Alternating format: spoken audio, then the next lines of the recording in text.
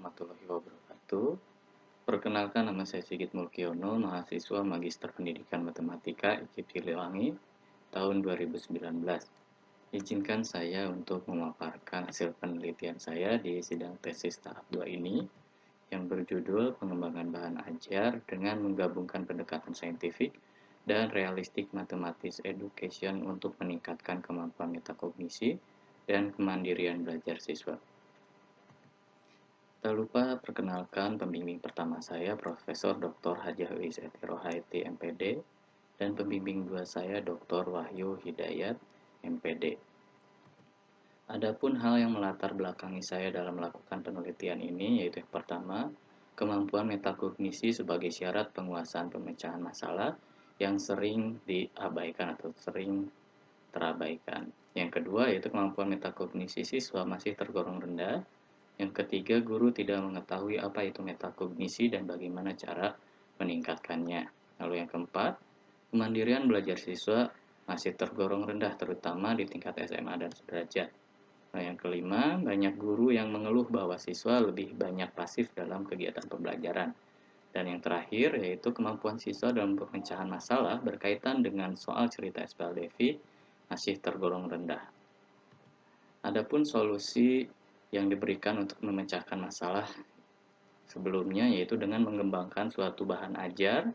Di sini yang dikembangkan merupakan modul pembelajaran matematika pada materi sistem persamaan linear dua variabel atau SPLDV dan penerapan dua buah pendekatan pembelajaran dengan pendekatan pembelajaran yang digabungkan yaitu pendekatan saintifik dan juga realistik matematis education.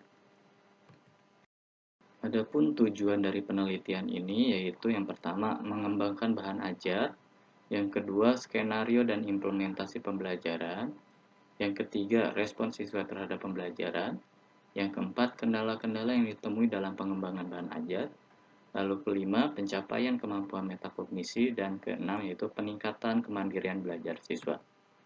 Adapun definisi operasional dari kemampuan metakognisi yaitu kemampuan seseorang dalam merancang apa yang mereka pikirkan untuk membuat suatu strategi dalam menyelesaikan suatu masalah dengan indikator, perencanaan, pengontrolan, dan evaluasi. Sedangkan untuk kemandirian belajar yaitu kemampuan siswa dalam berinisiatif untuk mengatasi suatu masalah secara mandiri dengan membangun sebuah ide-ide atau konsep, mengatur strategi belajar, serta mengevaluasi hasil belajar tanpa bantuan orang lain, agar hasil yang diperoleh maksimal sesuai dengan apa yang mereka inginkan. Sedangkan indikatornya yaitu yang pertama inisiatif belajar, lalu mendiagnosis kebutuhan belajar, menetapkan target atau tujuan belajar, lalu memandang kesulitan sebagai tantangan, lalu memanfaatkan dan mencari sumber yang relevan, memilih dan menerapkan strategi belajar, memilih dan menerapkan strategi belajar, lalu mengevaluasi proses dan hasil belajar, yang terakhir yaitu konsep diri. Sedangkan definisi operasional untuk bahan ajar yaitu merupakan perangkat pendukung proses mengajar di kelas, baik itu materi ajar, LKS, alat tulis, buku paket, dan hal lain yang dapat menunjang proses pembelajaran di kelas.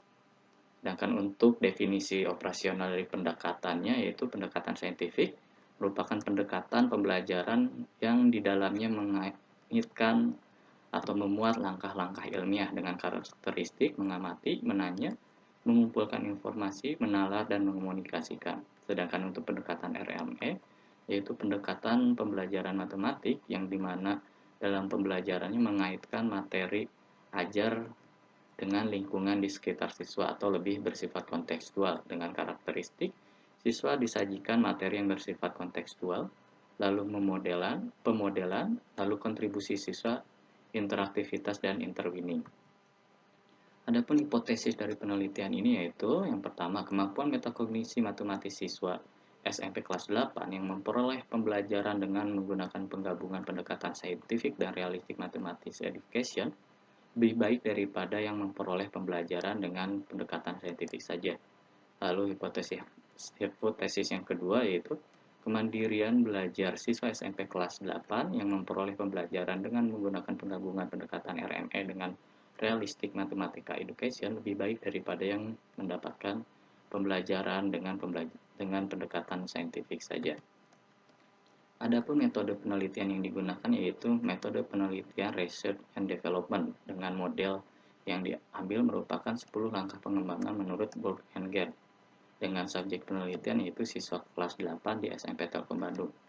Sedangkan instrumen penelitian yang digunakan yaitu yang pertama 5 soal uraian kemampuan metakognisi matematis, 2 angket skala sikap kemandirian belajar, yang ketiga yaitu lembar validasi penilaian kualitas bahan ajar, yang terakhir yaitu lembar respon siswa terhadap pembelajaran.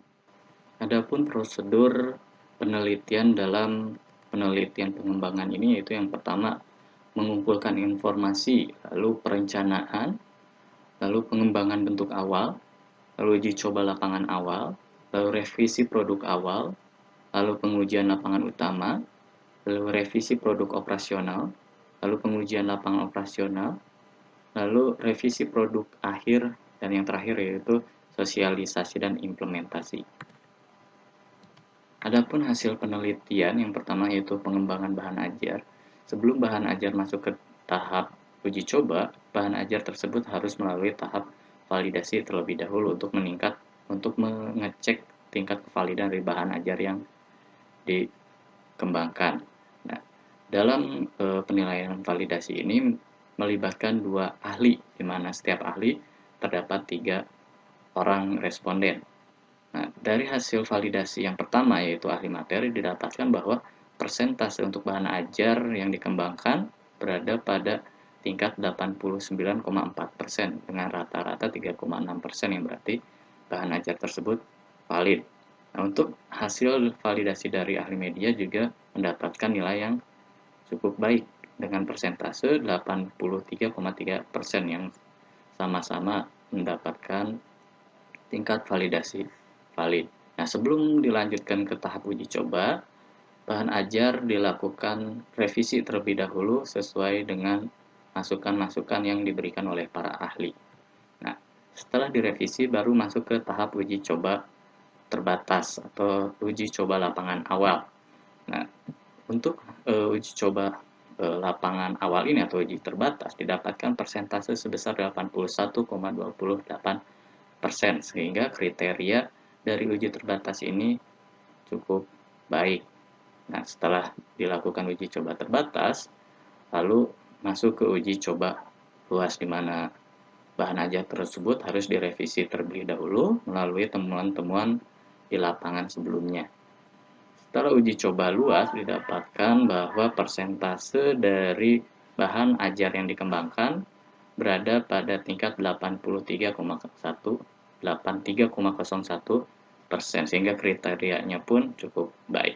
Nah, setelah uji coba luas, barulah masuk ke tahap uji coba operasional. Oke. Untuk skenario dan implementasi pembelajaran, karena di sini memuat penggabungan 2 buah pendekatan yaitu pendekatan saintifik dan RME, maka harus memunculkan atau memuat dari 2 buah karakteristik dari 2 buah pendekatan tersebut. Maka skenario dari pembelajarannya yaitu yang pertama mengamati, mengumpulkan informasi dan kontekstual, lalu menanya dan pemodelan, lalu komunikasi, kontribusi siswa dan mengasosiasi, yang terakhir yaitu interaktif dan intervening. Terus respon siswa terhadap pembelajaran dari hasil uji coba operasional atau uji coba produk didapatkan bahwa rata-rata dari respon siswa sebesar 47,09, sedangkan persentasenya 78%, sehingga dapat disimpulkan bahwa respon siswa terhadap pembelajaran dengan menggunakan bahan ajar yang dikembangkan cukup baik. Lalu untuk kendala dalam pengembangan bahan ajar, yang pertama tidak terbiasa mengembangkan suatu bahan ajar secara mandiri, lalu membuat desain bahan ajar yang menarik dan sesuai dengan kurikulum atau silabus yang telah ada cukup kesulitan, terutama menyesuaikan dengan karakteristik siswa. Lalu siswa tidak terbiasa belajar secara mandiri. Yang terakhir yaitu wabahnya pandemi COVID-19. Untuk hasil penelitian yang selanjutnya yaitu hasil analisis statistik kemampuan metakognisi matematik siswa. Nah, yang pertama yaitu uji normalitas pada data pretest. Dari hasil uji normalitas data pretest ini didapatkan bahwa nilai signifikansi untuk kedua kelas baik itu eksperimen ataupun kontrol dia sama-sama berada di bawah 0,05 sehingga bisa disimpulkan bahwa data pretest ini dia tidak berdistribusi normal sehingga uji statistik yang selanjutnya yaitu uji Mann-Whitney. Nah, untuk hasil uji Mann-Whitney ini dapat kita lihat dari signifikansi tutilnya sebesar 0,298 yaitu berada di atas 0,05 sehingga dapat disimpulkan bahwa tidak terdapat suatu perbedaan untuk kemampuan metakognisi awal pada kedua kelas. Nah, selanjutnya yaitu uji normalitas pada data pretest. Nah, untuk uji normalitas pada data pretest ini didapatkan bahwa signifikansi untuk kelas eksperimen maupun kontrol dia sama-sama berada di atas 0,05 sehingga data post test ini dia berdistribusi normal. Karena berdistribusi normal, maka selanjutnya masuk ke uji homogenitas. Nah, dari hasil uji homogenitas ini, dia si nilai signifikansinya berada di bawah 0,05 yaitu 0,006 sehingga bisa disimpulkan bahwa data tersebut tidak homogen sehingga untuk uji selanjutnya yaitu uji T-aksen. Nah, untuk uji T-aksen ini kita ambil pada kolom equal variance not assumed. Nah, dari kolom tersebut kita lihat bahwa nilai signifikansi tutilnya dia berada pada 0,02 yang berarti dia berada di bawah 0,05 sehingga pencapaian kemampuan metakognisi matematis siswa kelas eksperimen lebih baik daripada kelas kontrol. Nah, selanjutnya yaitu untuk hasil uji n-gennya. Nah, dari hasil uji normalitas n-gen didapatkan bahwa signifikansi kedua kelas berada di atas 0,05 sehingga dari data n-gen ini uji normalitasnya dia berdistribusi normal sedangkan uji homogenitasnya dia nilai signifikansinya berada di bawah 0,05 yaitu 0,005 sehingga dia tidak homogen di data n-gennya. Nah, karena tidak homogen ya sama seperti sebelumnya kita ambil uji T-aksen dengan kolom yang diambil yaitu equal variance not assumed. Nah, dari kolom tersebut didapatkan bahwa nilai signifikansi tutilnya berada di bawah 0,05 yaitu 0,001 sehingga dapat disimpulkan bahwa peningkatan kemampuan metakognisi matematis siswa kelas eksperimen itu lebih baik daripada kelas kontrol. Nah, selanjutnya yaitu analisis statistik kemandirian belajar siswa. Nah, dari uji normalitas kemandirian belajar siswa didapatkan bahwa keduanya berdistribusi normal karena nilai signifikansinya berada di atas 0,05. Seperti itu. Lalu karena berdistribusi normal, kita lanjut ke uji homogenitas.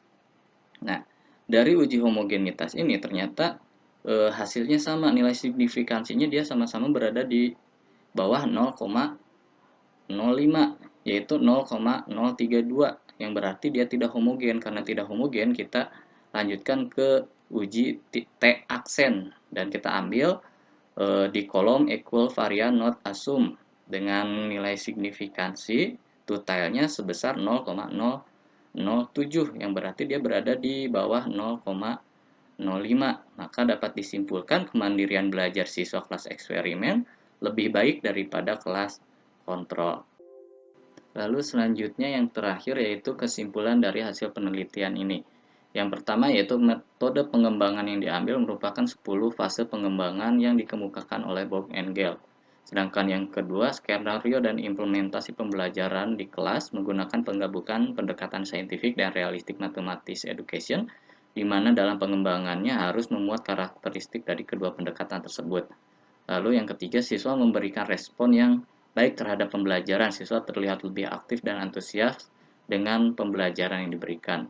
Lalu yang selanjutnya, guru tidak terbiasa mengembangkan bahan ajar secara mandiri. Yang terakhir yaitu kemampuan metakognisi serta kemandirian belajar siswa yang pembelajarannya dengan menggunakan penggabungan pendekatan saintifik dan juga realistik matematika mathematics education mengalami peningkatan yang lebih baik dibandingkan dengan menggunakan pendekatan saintifik saja. Sekian pemaparan hasil penelitian yang saya lakukan. Saya ucapkan terima kasih. Assalamualaikum warahmatullahi wabarakatuh.